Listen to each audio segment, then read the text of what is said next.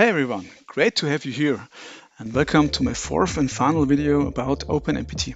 As you might have noticed, I took a 2-month creative break and didn't upload anything during that time. But trust me, it was really worth it. I didn't just collect new ideas, I also used the time to work on new compositions, and you will hear more of that in my demo track at the end of the video.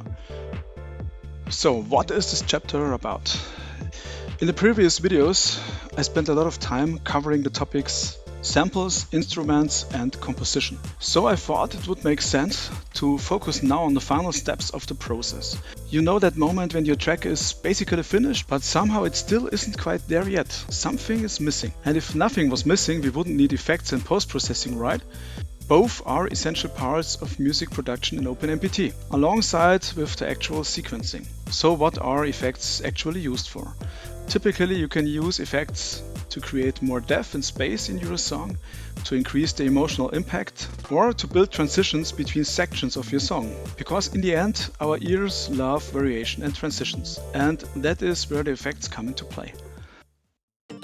So let's jump right into the pattern editor basics. So here you have a set of effects you can control per row, either then for a specific channel, and these effects have to be inserted in the pattern editor as hexadecimal codes. And here I have a brief overview about the most important ones from my point of view.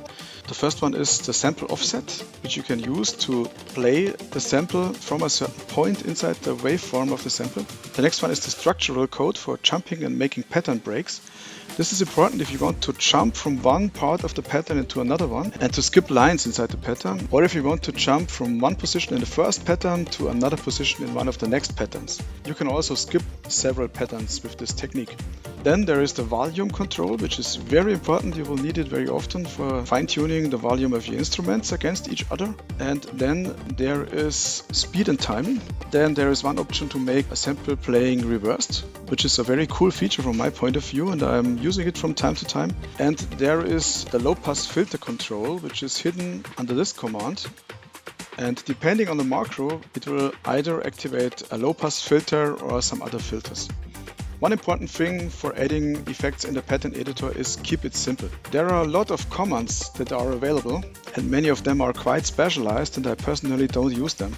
So sure, experiment with them, and you can also check out the OpenMPT documentation online, but don't turn it into a rocket science project. OpenMPT should be fun and not a mess of cryptic codes. Okay, so let's look at the pattern effects first. Here, the first one is the low-pass filter. Yeah, it's a classical low-pass filter effect, very reduced at the beginning, and then the frequency is slowly rising, and you can do it the other way around too, of course. Then there is the reverse effect.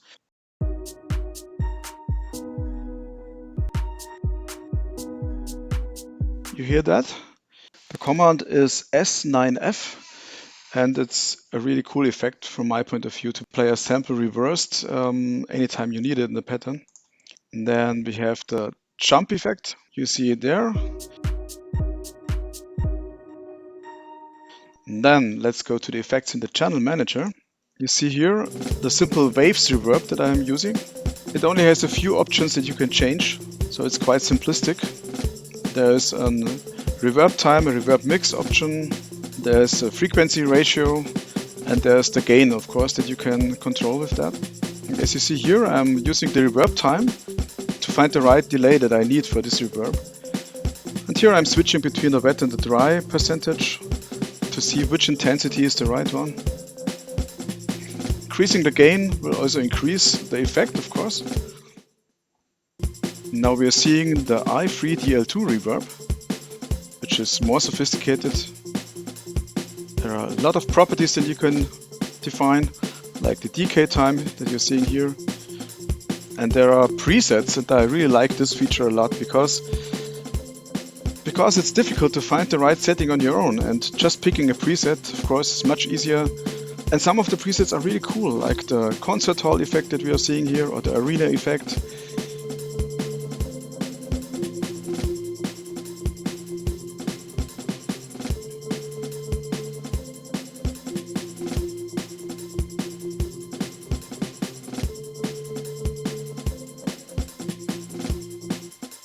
Or if you like to have a very intense reverb, then just try the underwater preset.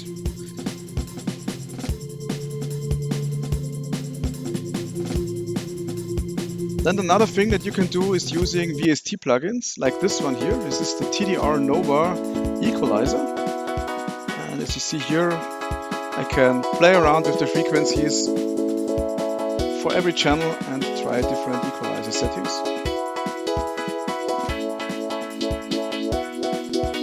Then we have the Flanger effect. Sounds really funky, right? You can also define some things here, like the delay, like the intensity.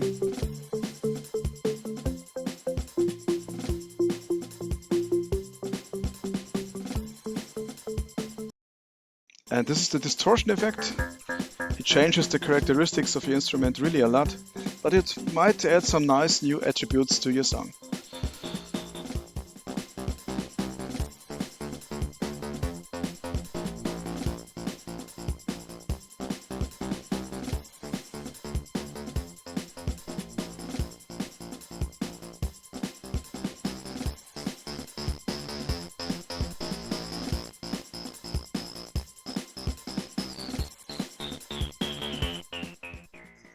And this is what I call rhythmic echo. A little complicated to accomplish. You have to play a lot with the delays and the ratios. But if you give it some time, you can really achieve a cool echo effect here.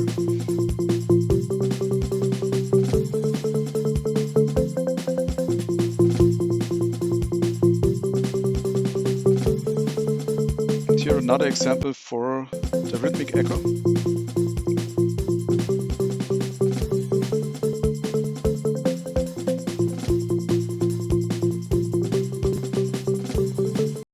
Now, let's get to the effects that you can control in OpenMPT by using the channel manager. Because anything you want to do outside of the pattern editor is handled through the channels plugin manager. You can open the plugin manager, you can add effects to a list, and you can assign these effects to different channels. You can even build effect chains by routing the output of one plugin into another one.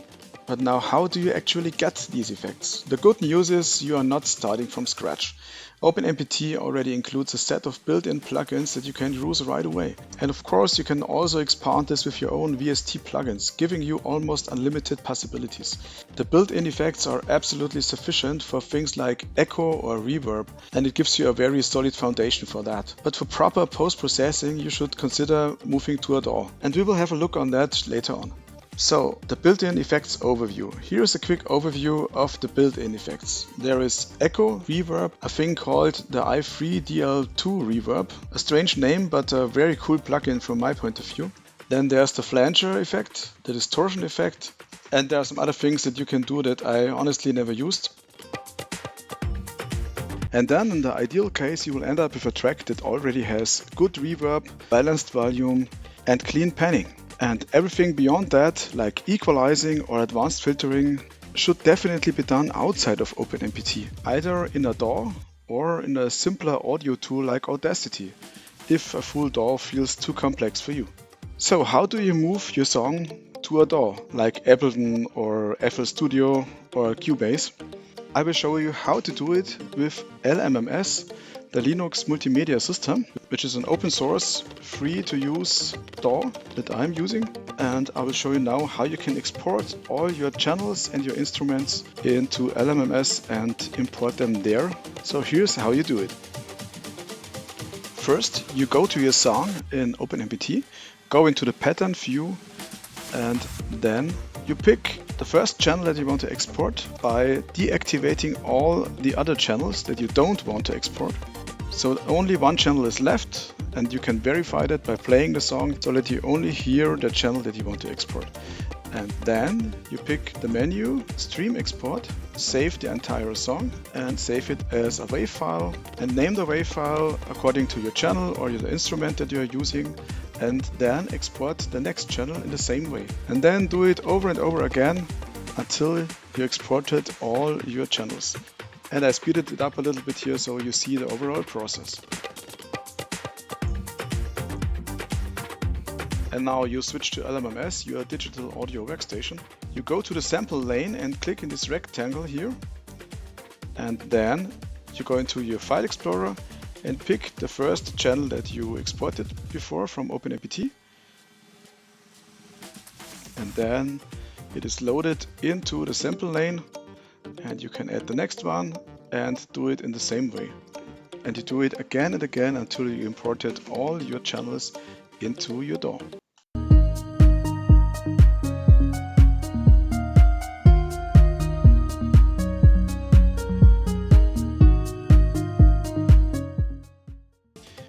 So how is post-processing in your DAW be done? For example, here in LMMS. You see, I imported all the channels from OpenMPT here in the song editor, and yeah, now I can use effects for all of these samples here, for all these channels. There's a possibility to make effects and effect chains. You see this window here on the right, you can add effects, and you see these small blinking lights here, the red and the green light here on the left for every sample lane. And with this option you can focus on one channel or one sample lane, and you can make changes or post-processing explicitly for this sample lane only. So now I activated this sample lane here, which is the piano part of my song. And then I'm adding an effect here, like the equalizer effect. And I can add other effects, like in the effect chain, like the TDR Nova equalizer, which is a very practical dynamic equalizer that I'm using very often, so that I can hear the instrument. And now I have focused only on one channel, of course. And now I can make changes for this one, like equalizing, changing the frequencies. And then I can do some different stuff, like adding a low-pass filter, for example. I pick this one. And as you can clearly hear, it's a low-pass filter. I can adjust the intensity here.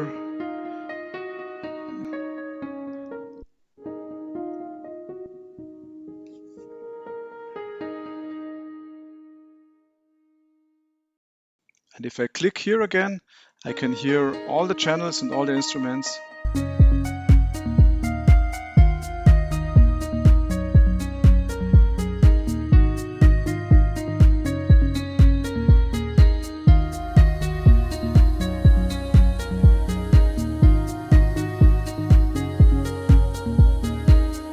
If I want to, I can also use the TDR Nova plugin and make some equalizing there.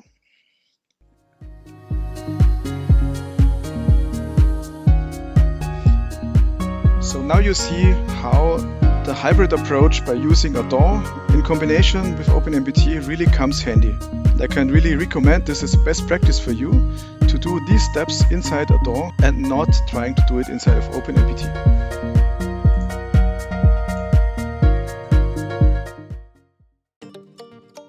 Now guys, a few words on panning. It's an important aspect that you should take care of during your post-processing, that you pan your channels right. This is something that many people, especially beginners, are not really aware of. We produce music in stereo, which means we have two separate channels for both ears, so left and right, with two different outputs of the signal. But if all your tracks and instrument end up sitting in the center of the stereo field, well, then you're basically not using stereo at all. You're turning your song into something like artificial mono. And by trying that, you're losing a lot of spatial depth and overall sound quality. So as a simple rule, only put things in the center that actually need to be there. And these instruments are usually the main dominant elements that carry the rhythm, like kick or bass or snare and clap. Then you slightly move the melodic elements to the sides of the stereo range, like the piano, the chords, the leads, or even the vocals. A good range for these ones is 10 to 20% to the left or to the right. And then you have the atmospheric elements, like pads, strings, choirs, or any ambient sounds. And here you can go a lot wider and you can pan them to 30 or 40% to each side, left or right. But there's one important thing. Balance is more important than extremes. If your song is too left heavy or too right heavy, it will sound unnatural. Instead, allow slightly different elements on each side. Let the channels complement each other, not duplicate each other. And you can control all of this very easily in the channel view of OpenMPT, where you can adjust panning for the whole track, or you can also use your DAW after exporting the song if this fits better to you. So one final tip. Whatever settings you use, really test them properly. And this means not use headphones only. You should also test your track on large speakers, something which comes close to a club setup with different environments. Personally, I use a setup in my basement with multiple speakers and a downfire subwoofer. And this setup comes pretty close to a real club-like sound level. If you don't have the kind of setup, no problem. Test your track in your car, on your TV system, or on other speakers. And as a final rule, if your track sounds good, at least in 2 or 3 different environments, you can be pretty confident that your mixing is on the point and the mastering heads in the right direction. And be careful with loudness. Try to start with a lower level of loudness, especially when it comes to your bass line and your kick. Give your melody a little more room to breathe from the start. Don't overload your music with low frequencies, and I can guarantee you it will sound better. So yeah, I think that's it. I hope you got something out of it and that you can apply it for your next production. So keep experimenting, keep it simple and have fun with it. And of course, give the video a thumbs up if you liked it and subscribe my channel if you haven't yet, and see you in one of my next videos.